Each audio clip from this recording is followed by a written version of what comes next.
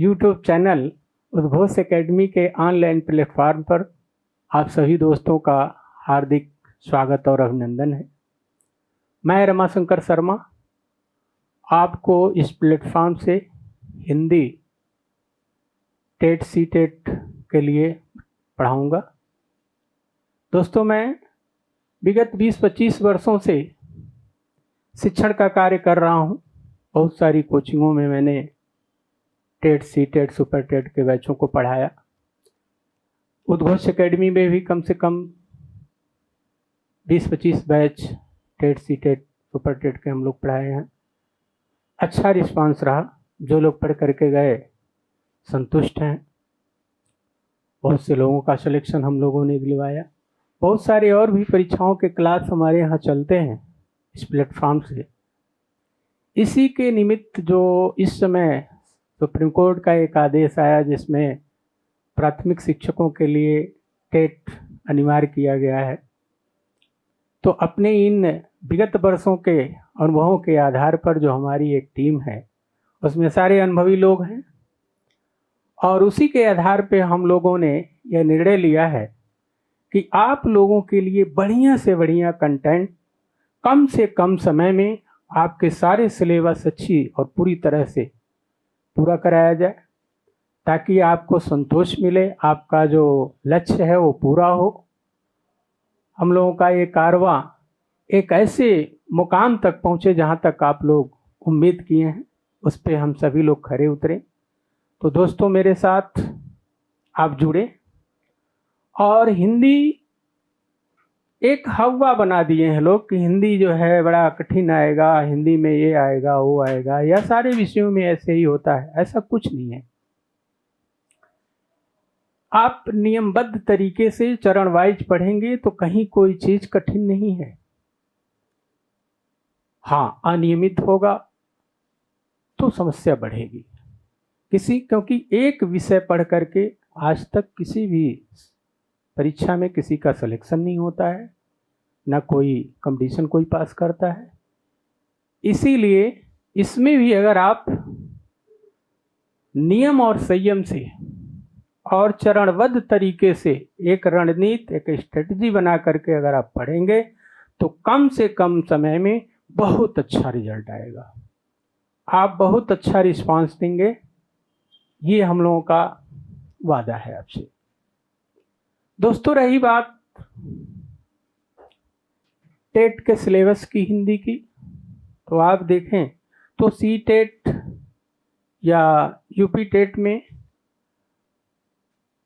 जो शिक्षण अभिरुचि है, यूपी टेट में 5 किसी साल पूछा, किसी साल 7 कर दिया है, लेकिन सी टेट में तो 15 आधे यानी 50-50 कह लीजिए कि शिक्षण अभिरुचि होगा और 15 जो आपके विषय से आधारित होंगे।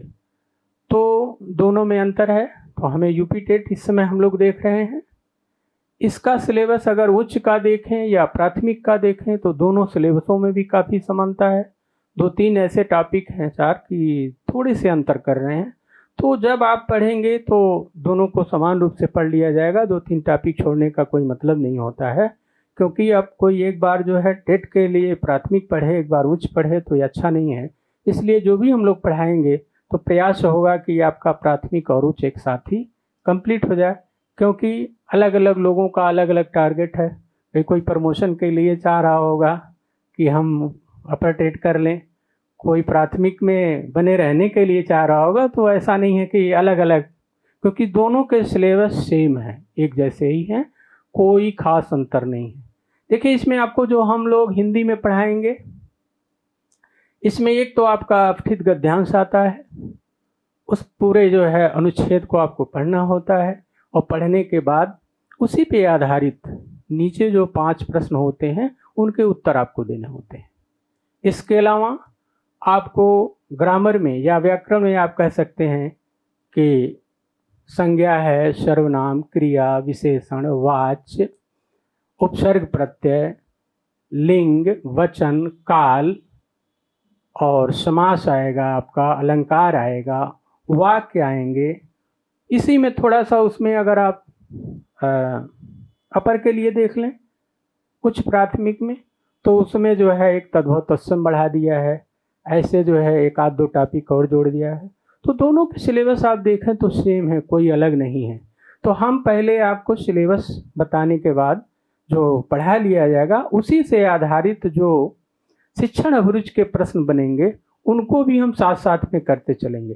हर टॉपिक वाइज हम लोग जो पढ़ाएंगे तो उसी के अकॉर्डिंग आपको प्रश्न भी का एक सेट भी प्रोवाइड कराएंगे।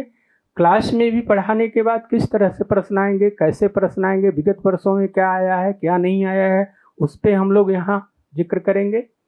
और इन सब के अलावा जो हमारी एक अनुभवी टीम है वो साप्ताहिक आपको एक टेस्ट पेपर मुहैया कराएगी, जो हर हफ्ते ये टेस्ट होगा। इसमें आप अपना आकलन कर सकते हैं कि हमने अब तक जो पढ़ा या अब तक जो हमने किया उसका क्या रिस्पांस था, अब जुड़ने के बाद हम क्या कर पा रहे हैं।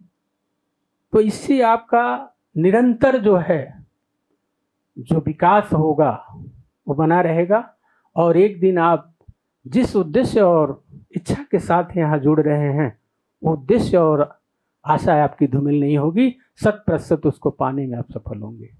हम लोगों का प्रयास रहेगा कि आप जिस उम्मीद और आशा से हम लोगों से जुड़ रहे हैं वो उस उम्मीद और आशा को हम लोग 100% पूरा करें। अब रही बात, जैसे आप देखें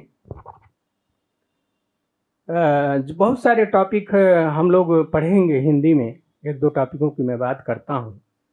जैसे आपका एक टॉपिक आता है समास। समास में अगर आप देखें तो समास का शाब्दिक अर्थ होता है जैसे संक्षेप या संक्षिप्तीकरण। अब बहुत से लोग जो है संधि और समास को एक समझ लेते हैं। कुछ लोग कहते हैं अरे उसमें भी जुड़ रहा है इसमें भी जुड़ रहा है, तो संधि और समास उनके देखने में एक जैसा होता है। लेकिन नहीं मित्रों, इसमें संधि का शाब्दिक अर्थ होता है मेल। तो संधि में अक्षर या वर्ण जुड़ते हैं, निकटवर्ती भी जो पास पास वाले होते हैं अक्षर या वर्ण वो एक साथ मिलते हैं और मिलने के बाद एक नए शब्द का निर्माण करते हैं, वो होती है आपकी संधि। जबकि समास में शब्द या पद जुड़ते हैं। शब्द या पद आप जानते हैं उनको कहते हैं जो सार्थक अर्थ दें। ऐसा नहीं है कि कुछ भी आप लिख दें, कोई अक्षर दो तीन अक्षरों का मेल करके और कहें कि तो शब्द बन गया। नहीं, शब्द का मतलब ही होता है कि कोई अर्थ दे। अगर सार्थक अर्थ नहीं दे रहा है तो फिर हमसे शब्द नहीं मानेंगे। तो इसमें दोस्तों संधि और समास, नहीं, समास को पढ़ने से पहले थोड़ा सा हमको संधि और समास में अंतर जान लेना चाहिए, क्योंकि बहुत से लोग तो सीधे जो है समास को ही बता देते हैं, लेकिन थोड़ा जानना चाहिए बेसिक अंतर, क्योंकि इस पर भी आधारित आपको कई बार प्रश्न पूछे गए हैं। जो मैं 2-3 बेसिक अंतर बताने जा रहा हूँ उसी पे आधारित आप देखेंगे विगत वर्षों में या अन्य परीक्षाओं में प्रश्न पूछे गए हैं।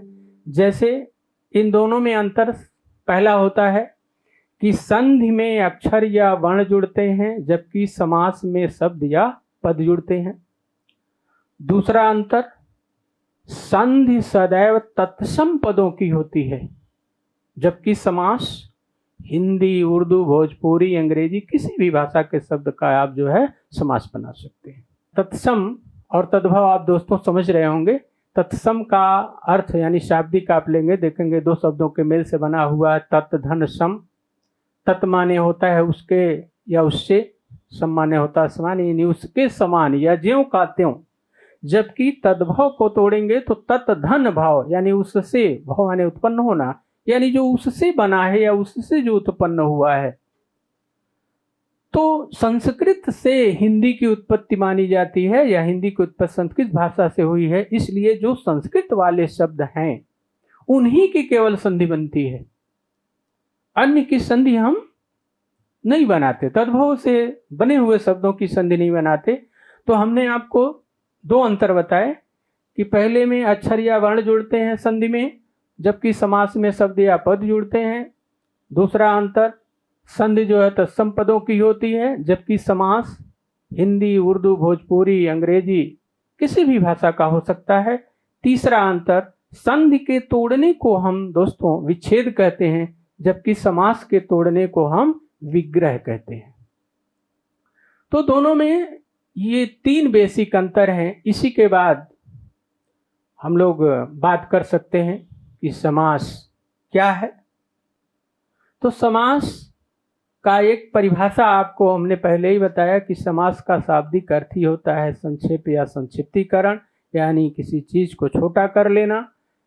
तो परिभाषा इसकी हो जाएगी कि समाज का शाब्दिक अर्थ है संक्षेप या संक्षिप्तीकरण, अर्थात 2 शब्दों या पदों के मेल से या जुड़ने से जो विकार उत्पन्न होता है उसे हम समास कहते हैं।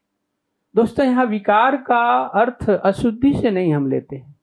तो दोस्तों, इसी तरह से हम लोग टॉपिक वाइज जितने भी सिलेबस में जो भी बिंदु आपके दिए हुए हैं उन सारे पर विधिवत हम लोग चर्चा करेंगे और पॉइंट वाइज आपको लिखवाया भी जाएगा और बोला भी जाएगा।